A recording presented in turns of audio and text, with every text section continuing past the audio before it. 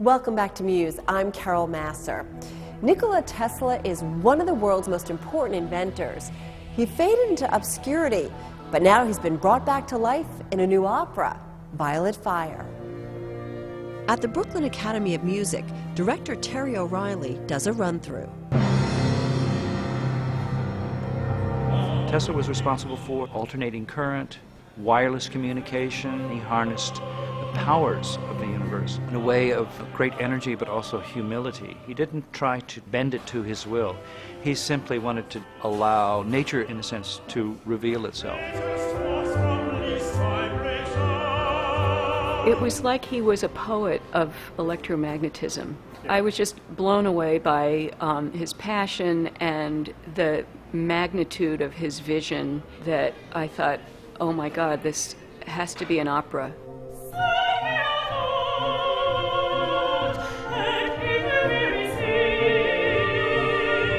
John's music has a kind of spaciousness that allows very large scales to exist in a kind of easy, elegant way. Tesla also was very elegant. I kind of did a counterintuitive approach. I think it was just a traditional opera about this cutting-edge guy.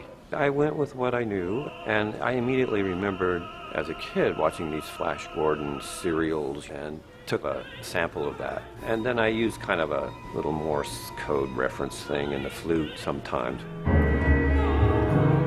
Margaret Storm, I have kind of a tango because she's so taken with him. I realized this couldn't be like a biopic, and it became more like a dream that Tesla has, in which the important people of his life come back to him. Catherine stands in for the yearning for human companionship that he gave up. Mark Twain, he got what Tesla was trying to do. Tesla was trying to change the world, and it was a time when people didn't apologize for that.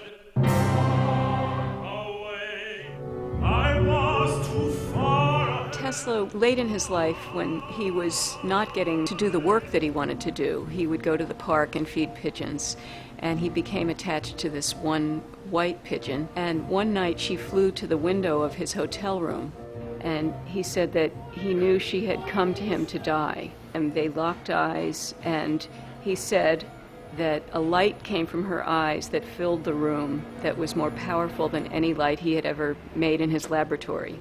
This is an incredible story to hear from a scientist. That was really my defining moment. The thing that we are looking for in opera now is we want everything. We want the full musicality, and we want to have full emotion. We took this idea of having the soprano voice in the air as if she's, in a sense, levitating. And the dancer never leaves the ground, but she always seems to be flying. The image of Violet Fire derives from Margaret Storm's depiction of Tesla. She calls him the Prince of the Violet Fire.